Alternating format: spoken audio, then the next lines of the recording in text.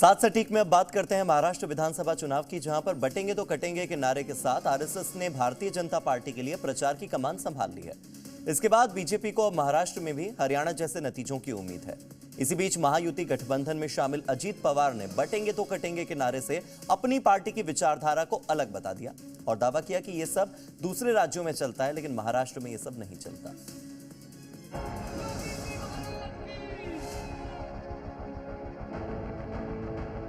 जब हम एक रहेंगे, नेक रहेंगे, बटेंगे तो कटेंगे।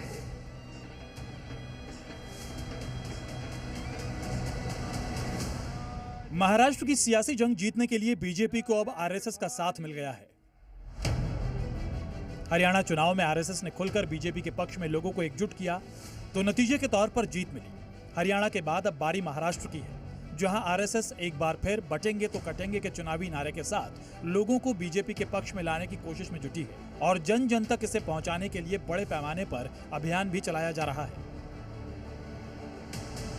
जानकारी के मुताबिक आरएसएस के लोक जागरण मंच के जरिए लोगों के बीच पर्चे बांटे जा रहे हैं, जिसमें संविधान, आरक्षण और अनुसूचित जाति और अनुसूचित जनजाति के बारे में फैलाई जा रही अफवाहों से सावधान रहने की सलाह दी जा रही है। साथ ही लोगों से ऐसी सरकार चुनने को कहा जा रहा है जो भूमि जिहाद, लव जिहाद, धर्मांतरण, पत्थरबाजी और दंगे रोकने के लिए काम करे। साथ ही लोगों से बीते लोकसभा चुनावों के परिणाम से सीख लेने और महाराष्ट्र विधानसभा चुनाव में एकजुट होकर बीजेपी को वोट देने की अपील की गई है। लोकसभा चुनाव के परिणामों से सीख लेने की बात इसलिए भी कही गई क्योंकि तब चुनाव से पहले जेपी नड्डा के एक बयान से बीजेपी और आरएसएस में दूरी आ गई थी। नड्डा ने कहा था कि बीजेपी अब आत्मनिर्भर है और आरएसएस पर पहले जैसी निर्भरता नहीं रही। उनके इस बयान के बाद आरएसएस ने अपने हाथ पीछे खींच लिए थे, जिससे कई राज्यों में बीजेपी को बड़ी हार भी झेलनी पड़ी थी। चुनाव संपन्न हुए, उसके परिणाम भी आए, ये सब हो गया, लेकिन उसकी चर्चा अभी तक चलती है। जो हुआ वो क्यों हुआ, कैसे हुआ, क्या हुआ,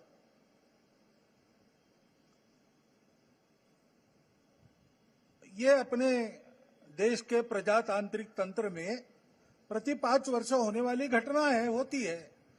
उसके अपने नियम है, डायनेमिक्स है, उसके अनुसार होता है। लेकिन इसके बाद दोनों संगठनों के बीच संबंध सुधरे तो हरियाणा में बीजेपी को जीत मिली और अब महाराष्ट्र, जो आरएसएस का गढ़ है, वहां कार्यकर्ता बीजेपी की जीत के लिए 50 से 70 हजार छोटी बैठकें आयोजित कर रहे हैं। डिप्टी सीएम देवेंद्र फडणवीस भी महाराष्ट्र में आरएसएस की ताकत को समझते हैं और यही वजह थी कि ठीक लोकसभा चुनाव के परिणामों के बाद उन्होंने विधानसभा चुनाव के लिए आरएसएस से मदद मांगी थी ताकि उनकी सरकार और सत्ता बची रहे। जिसके बाद मोहन भागवत ने भी आरएसएस कार्यकर्ताओं को बीजेपी के साथ मिलकर काम करने और हिंदुओं से संगठित होने की अपील की थी।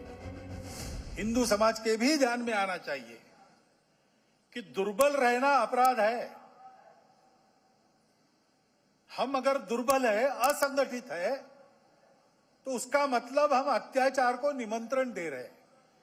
निमित्त कुछ नहीं चाहिए, हम दुर्बल है, यह निमित्त पर्याप्त है। और इसलिए जहां कहीं भी हम है, वहां संगठित रहना, सशक्त रहना। एकजुटता के नारों और दावों के बीच महाराष्ट्र में सीएम योगी का बटेंगे तो कटेंगे बयान पर भी सियासी तूफान उठा हुआ। हरियाणा चुनाव में सीएम योगी का ये बयान चुनावी मंत्र बन गया। हरियाणा में जीत मिली तो महाराष्ट्र में भी इसी बयान की गूंज सुनाई पड़ी। मुंबई की सड़कों पर बाकायदा सीएम योगी की तस्वीर के साथ इस नारे से जुड़े पोस्टर भी लगे और अब महाराष्ट्र की जंग जीतने के लिए बीजेपी इसी बयान को आधार बना रही है। लेकिन बड़ी बात यह है कि महायुति गठबंधन में शामिल अजित पवार इस बयान से सहमत नजर नहीं आए। आणि आमची विचारधारा ही वेगळी होती, परंतु त्यावेळेस कॉमन मिनिमम प्रोग्रामवर आम्ही एकत्र आलेलो होतो। आता देशाचा विकास व्हावा, राज्याचा सर्वांगीण विकास व्हावा, ह्या मुद्द्यावर आम्ही ह्या सरकारमध्ये सामील झालो। हे पहिल्या दिवसापासून मी तुम्हाला सांगतोय।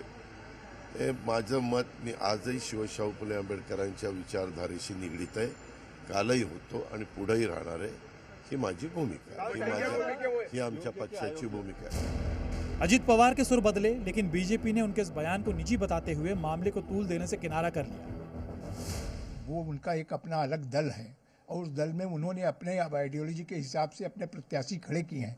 हो सकता है कि वहाँ पर जो भारतीय जनता पार्टी के नेताओं का व्याख्यान उनको बहुत उनको समीचीन न लगता हो, इस तरीके के उनकी व्यक्तिगत और उनकी पार्टी अलग है, उनकी पार्टी की विचारधारा अलग है, लेकिन गठबंधन में हमारे साथी हैं तो उस बात का हम लोग निर्वाह कर रहे हैं। अजित पवार की कोशिश अपने वोट बैंक को साधे रखने की है, लिहाजा उन्होंने अलग सोच होने का दावा कर दिया। लेकिन बीजेपी अपने बटेंगे तो कटेंगे के नारे के साथ ही इस चुनावी दंगल में ताल ठोक रही है, जिसमें उसका साथ आरएसएस भी दे रही है। मुंबई से अमर काणे के साथ ब्यूरो रिपोर्ट, जी मीडिया।